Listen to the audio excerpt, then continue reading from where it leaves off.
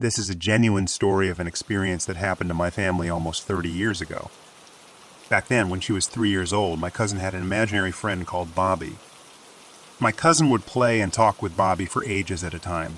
She also did other strange stuff, like insisting that Bobby had a place set at the dinner table at mealtimes and having a cushion on the floor next to her own so that Bobby could sit and watch telly with her. My aunt, although getting increasingly uneasy, just went along with it for a week or so. However, she put her mind at rest after consulting some child-rearing books from the local library, which told her it was just a normal childhood phase her daughter was going through, and so she stopped worrying about Bobby. A few months later, during the winter, my uncle had not long started a new job that involved shift work. This meant that this particular evening he was working a night shift, and this left my aunt and my cousin alone in the house themselves. It got to be my cousin's bedtime, so my aunt took my cousin upstairs and got her ready for bed. As was now usual, my cousin asked my aunt if Bobby was also to go to bed, which my aunt just went along with it and replied that yes, Bobby was to go to his bed as well.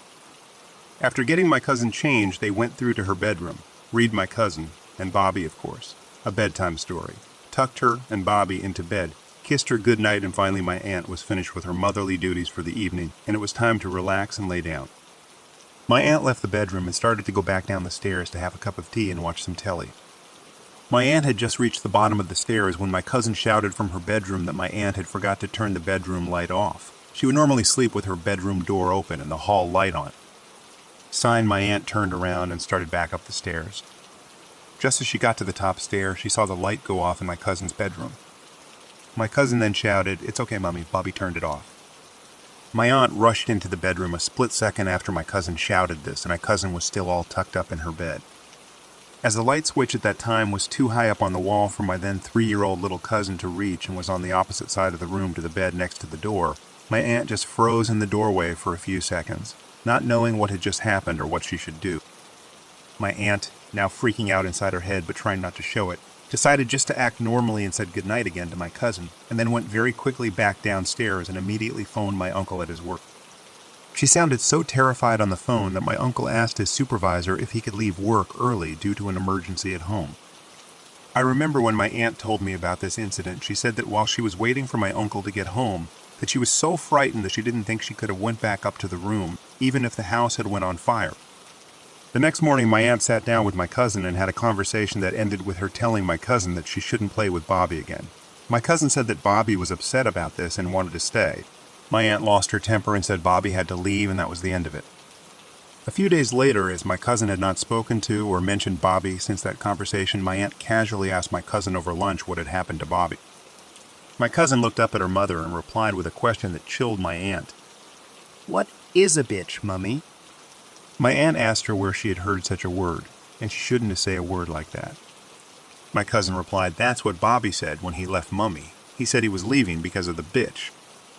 My aunt was so shocked she just started laughing, but after that day there was no mention of Bobby from my cousin again.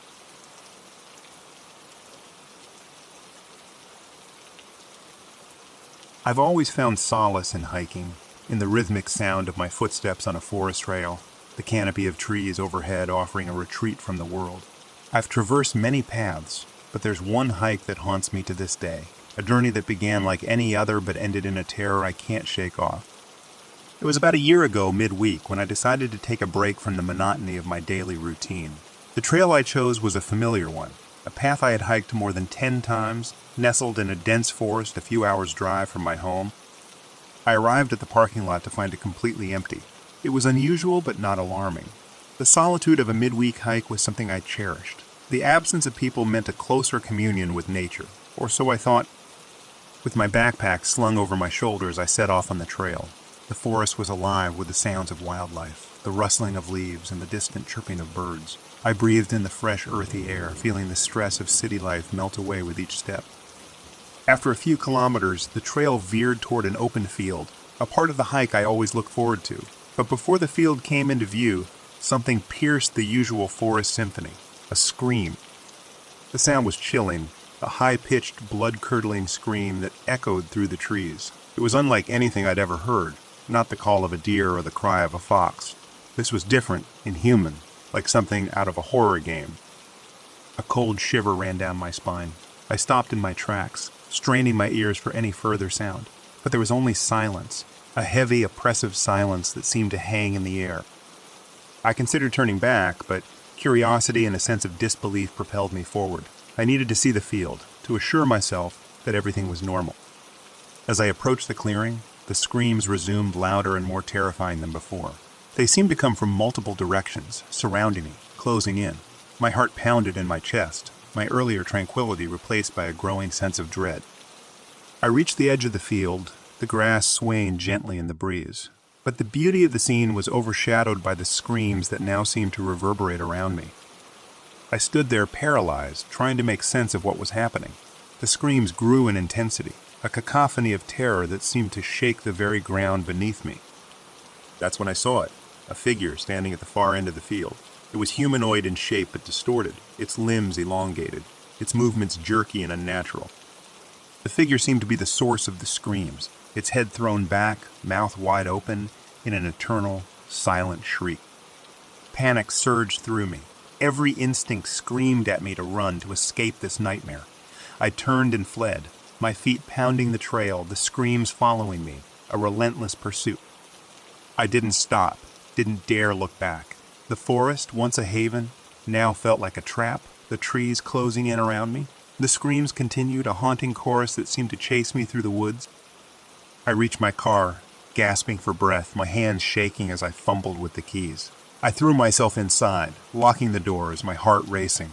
I started the engine and drove away, the screams fading into the distance. The drive home was a blur. My mind raced with questions. What had I seen? What had I heard? Was it a trick of my imagination? A figment of some deep-seated fear? But deep down, I knew it was real. The terror I had felt, the chilling sight of that figure in the field. It was a reality I couldn't deny. I didn't tell anyone about what happened. Who would believe me? A hiker spooked by screams in the forest. It sounded like the plot of a cheap horror novel. But the memory of that hike stayed with me. I couldn't shake the image of the figure, the sound of those inhuman screams. It haunted my dreams, a constant lurking fear that followed me into my waking hours.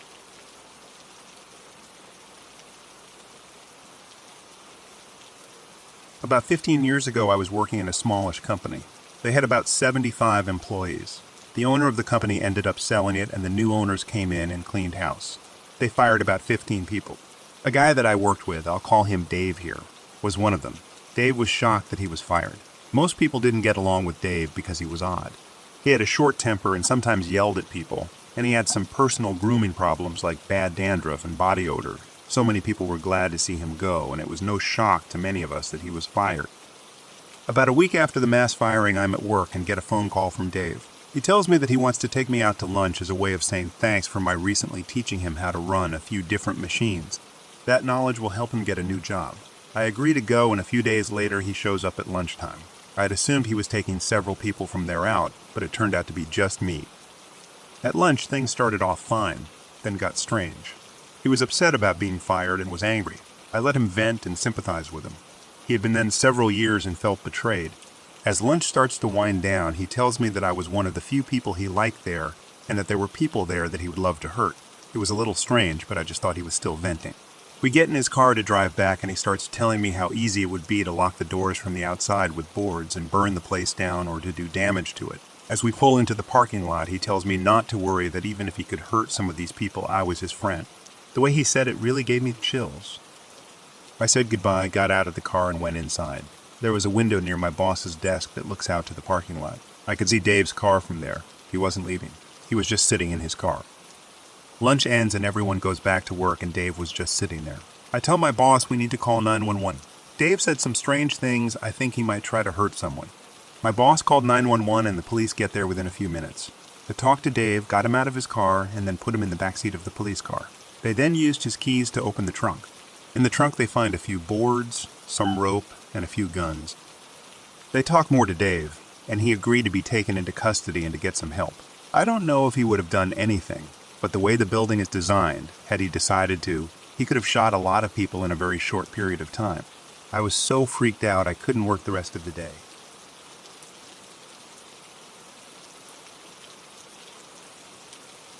Working the night shift in a hospital has always been a surreal experience. The silence of the corridors, the dimly lit wards, and the occasional echo of footsteps always gave me an eerie feeling.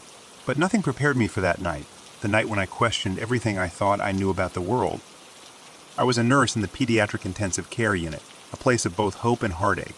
It was around 3 a.m., a time when the hospital embraced a deep, unsettling quiet.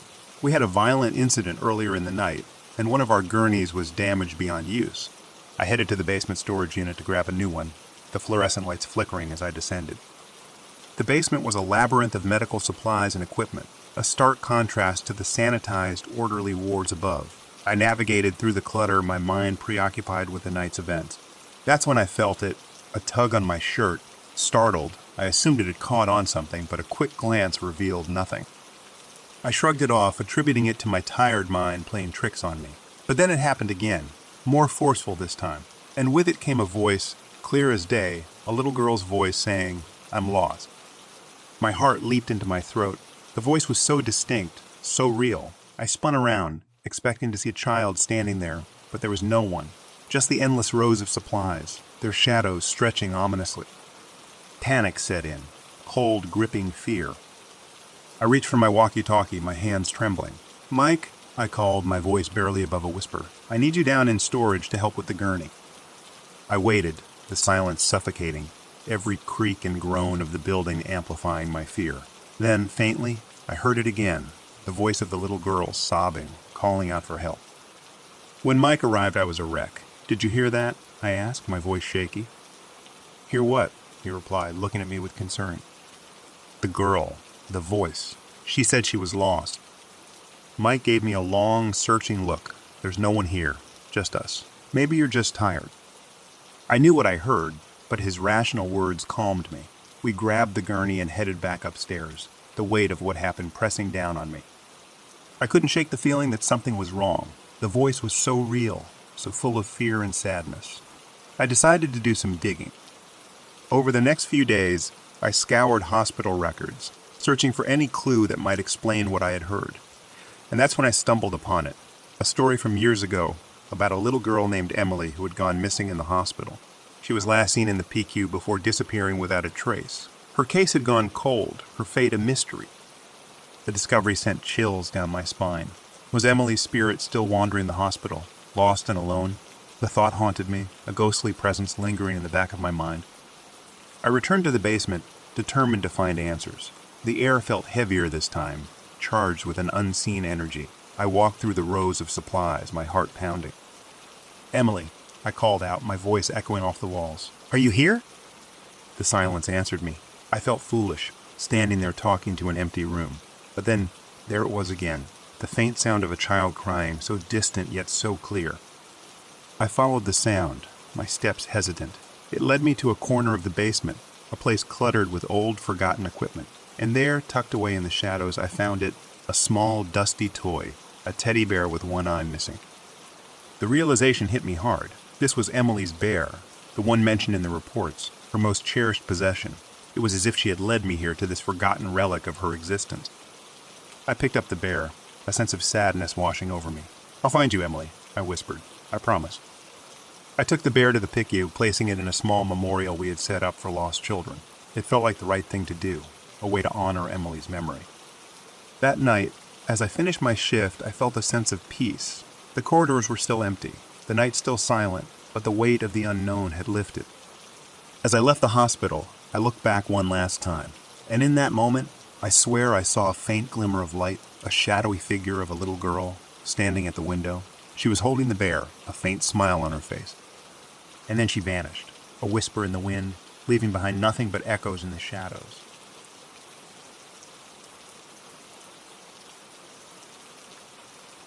When I was a kid, the thing I hated to do the most was take my clothes downstairs to the basement and place them in a big pile next to the laundry machine so that my mom would wash them.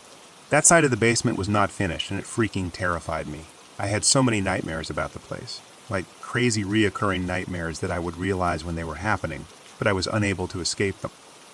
One of the nightmares was that I would be up and around the house with no one else at home, and then I would become aware that it was approaching the time. I don't know what time it was, but I could feel it in my bones that bad things were about to happen. So I would get under the kitchen table. The door to the basement was in the kitchen, and then the basement door would open, and I could see the legs of some man. I never knew who it was, and never saw his face, but I knew that if this creature caught me out in the open, It would do terrible things to me. The worst thing was the thought that it knew I was under the table, but it enjoyed the fact that I was so afraid, hiding under there, trying not to be seen or heard. Sometimes either at the end of an unrelated dream or on its own, I'd be walking down the stairs into the basement, and when I stepped off the last step, I was plunged into total darkness and something would grab me. I can't explain the terror this produced in me, and the fact that I knew at the top of the stairs what was about to happen, and I could not stop walking. There were other crazy dreams like that, all taking place in the basement or about the basement. I hated the basement. One day when I had to take my laundry down, I was home alone except for my dog, so I decided it'll be better to have her down there with me than have to go by myself. I grab my laundry, call the dog, and head down the stairs. It's daylight. Light is streaming down the stairs and into the basement through these small slit windows, and nothing is all that terrifying. I saunter over to the machine, casually toss my clothes onto the pile, and start to make my way back up the stairs. Previous boldness aside, I always run up the stairs because I hate the basement. I was a scrawny kid, so you could barely hear my feet tapping up the stairs. Suddenly, all I can hear is this insane thudding and scrambling coming up the stairs behind me. My brain almost literally shut down. I screamed with terror. I felt my heart pounding in my chest, and I couldn't even continue moving up the stairs. I simply fell onto the stairs and curled up into a ball. Can you even imagine growing up and being told monsters aren't real, and then facing the moment where your worst nightmare is about to murder you in your own home? I just shut my eyes as tight as I could and waited to die. Then my dog started licking my face, excited to be playing a fun new game called Race You Up the Stairs.